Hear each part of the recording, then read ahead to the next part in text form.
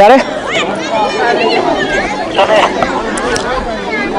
Hujai akhuna Manipur gi Kaksin gi jaga du yoksalure aduga Thawban district gi manung sanba miyamna adi Manipur gi adugun loba Anglo Manipuri war lising maga chanifan marfu drama thoida thokkiba adugum loba athauba ponavra jaba sina leikidaba Khongjom Kheba Ching hariba mafam adudane mafam asimaktada khul asina picture of supikna haitare Yaosang gi numit Mangani asida tongan be sports ki activity mayam tawduna mafam sidoji pangthokna leiramli aduga Yaosang gi ngasi aroiba numit asida lafu kabi gi oiba object yamna nungaiba thoram su pangthokani loilona prize distribution gi oiba thoram mayam su tawgani haida ikuna tajari aduna lekai asigi imai bel mayam sing aduga isem itei masing mayam ga unabagi tanjar logjar ke aduga ngasi gi pangthokadoi asigum loba di festival ya di sports meet asiga mari leinana मखोगी लफु काबी की थौरांग तोड़ी बसे मसी मक्सु एकोई होरेन live coverage तौजर के मन लेबी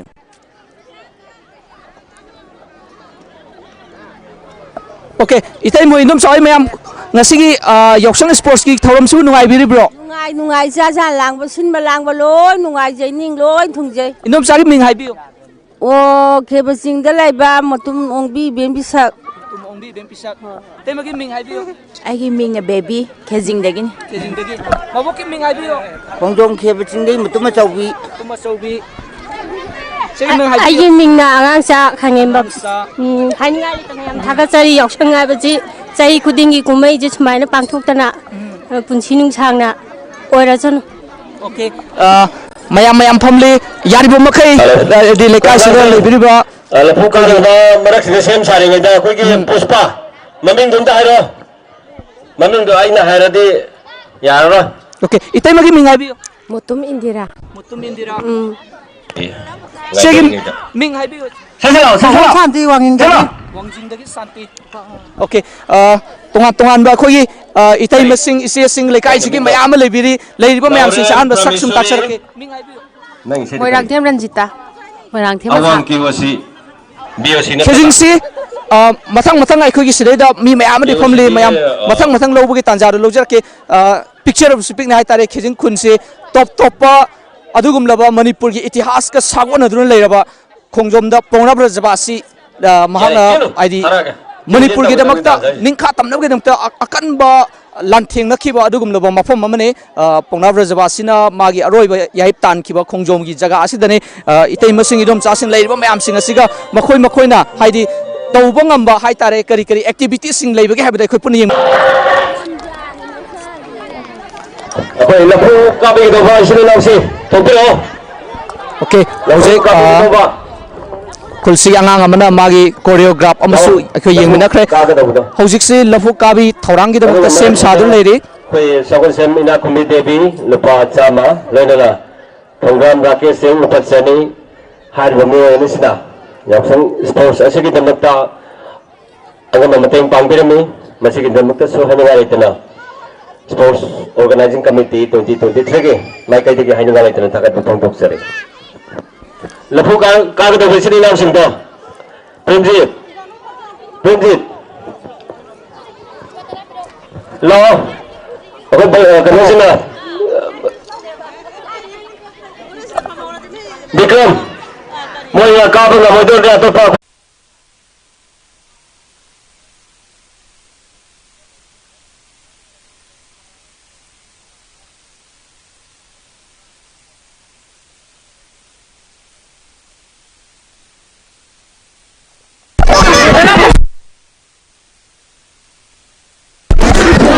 hojik lafu kabi gi damakti amna kan sem sadum leiri aduga imabo na aikhogi hojik MAMI TV gi live se sandok tun leiri bam adi Manipur gi mafam mayam amada kasin kuya da aikhoina sandok se lo yenga leiri ne ko Khongjom Kheba Ching gi mai kai degi hai tare kari no khare tawhan bi o haina mayam comment sim pirei ba aduna imabo na Manipur da MAMI TV yengi ba miyam sing hoji live aduna imabo na Manipur da MAMI TV yengi ba miyam sing hoji live yengi sing da kari utpining ba lebi ge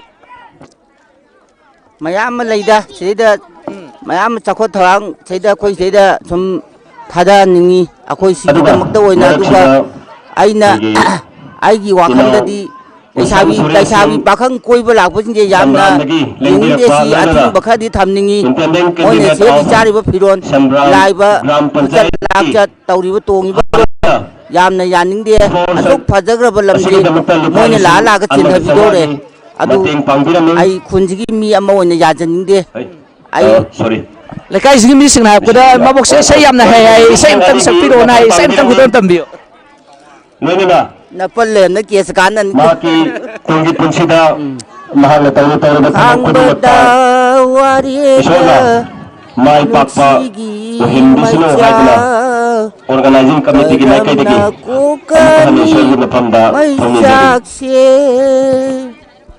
kangbada wariyeda nungsigi maicha yare horo karamna kokani mai sakse nungsi basunang na tambi bani kaina basunang na taglam ko kangla balay kanglada mikikina kay daw dage ang bada wariyeda sige maja karam na kukani may saksi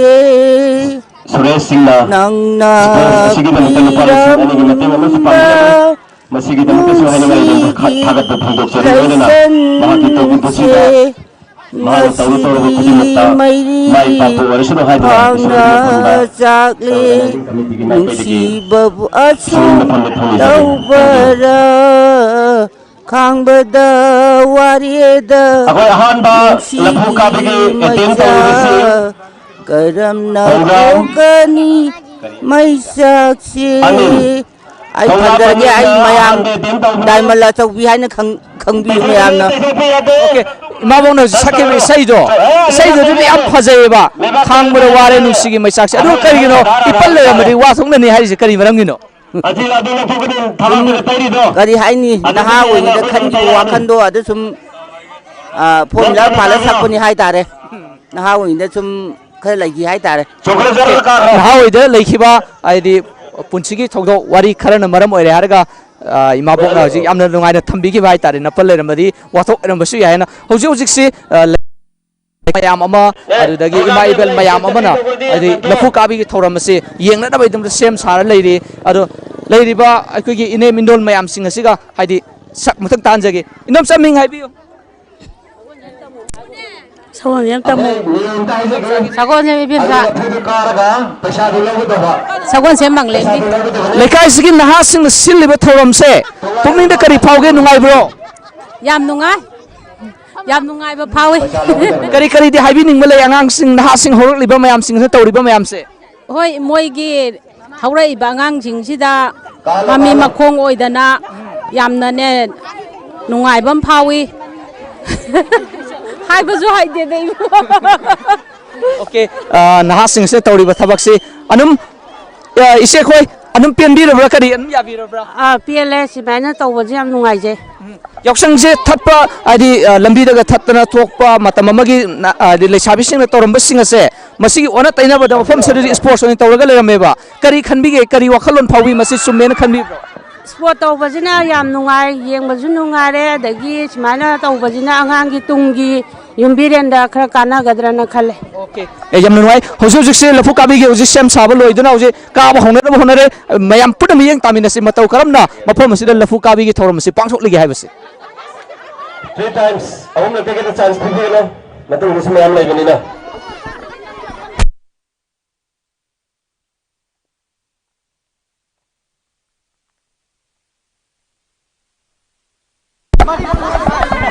Okay hojik anga amal lafu kabigi ahan ba karu re ahan ba nang karu se ning kai kawi ani kari gino hoji ngamauru ngamaudra Ngamodre. kari ngamaudri no Jiri nale. jirjin nala kamai nali no Kakak baga joro nandare. roja nandare okay na hana lafu je kana na bi kamta sem saba ari nanda na ba kamta tai hodra ba Tai de. tai je ba okay hojik se ama se kana hoji lafu kana sem sari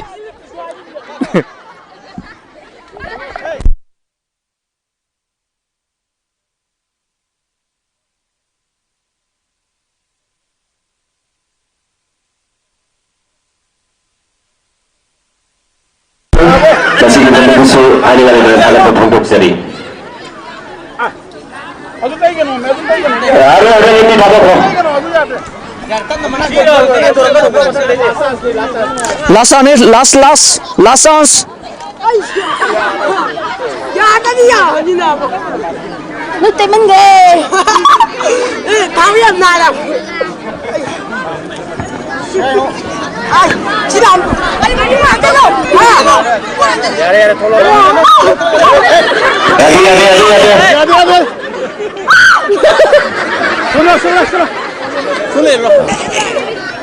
Macam tadi ni tolong kursi orang makan ini sudah ada. Woi, kena kau. Kayo nung siyam song na puro tayo na rin. Sum nanda na gua lagi tahu ham tayo min balu ni. Okay. Nanda pagi sum tahu na rin eh bako. Sini na pun kami hari je. Kakalan nanda hari je.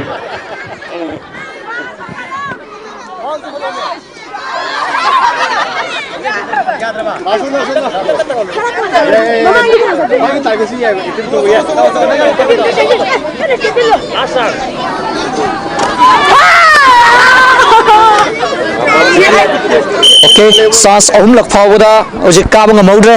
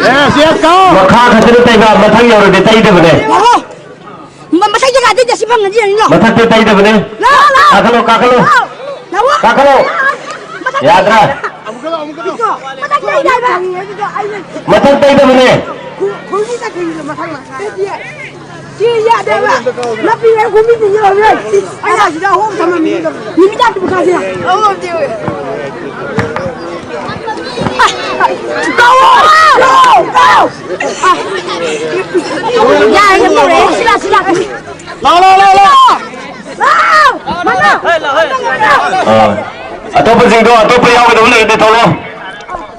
Okay, hujung pangthol libat thawam se angangi ato igedor libat atai ahan singi yawgor ro. Si tungalangan khato oidre khoi apun mai open oina to bani si yawning ba ahan oigera naha oigera angang oigera si de yawning ba dum yawi are. Okay. Si labu ka bise Isari ming ai sagi ming James Sagol Sam khoi sigi club sigi oina kari oina lebi no.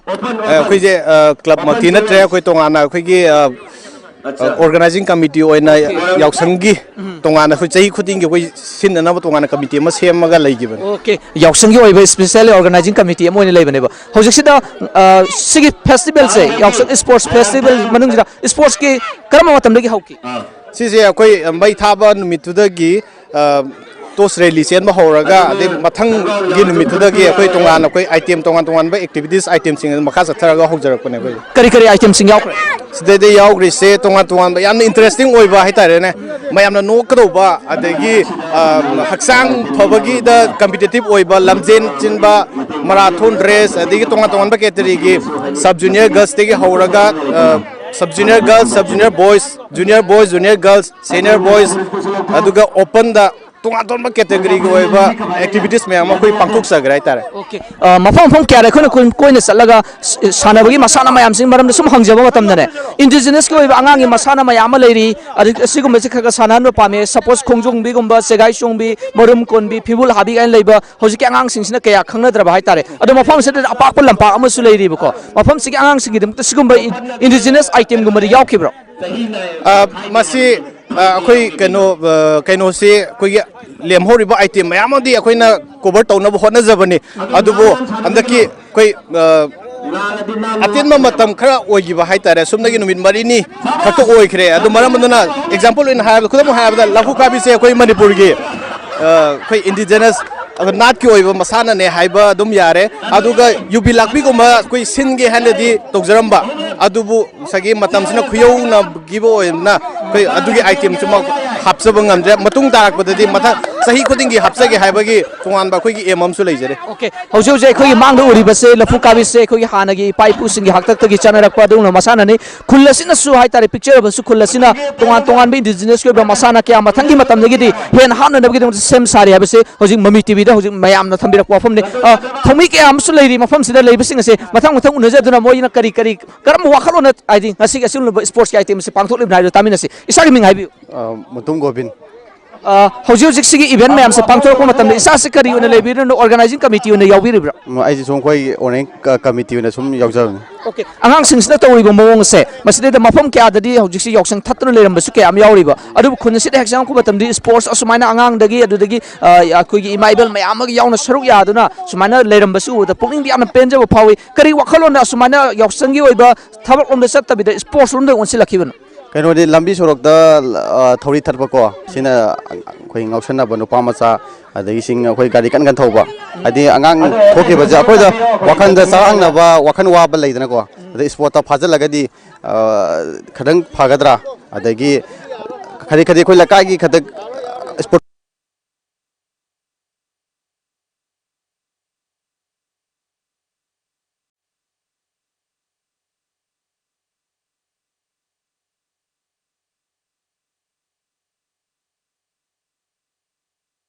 Tauri, yausang adu kena thori tharpa abe taina jagi mahuta ko nabi mangai je yausang onthoga festival of holiday jida sport festival on onthoga aduna kaina badi yausang ji mud na ko kasu mud bang ngamor mutang adu tralam do onthopi ba hai tare ne aduna adugi theme da koina tokja yamna fazaba wakhalone haibadi yausang da adi mafam phom kya da sumana pangthok nari haibadi yausang gi oiba koiba lang barom do ina chattabi da hai tare mafam khardana lang ba toraga su sports ki wakhalon da ekoi matau karamna ekoi sports se chawkhalan ngedagi sports se tasing na ga manipur sidi ekoi india gi oina power house of sports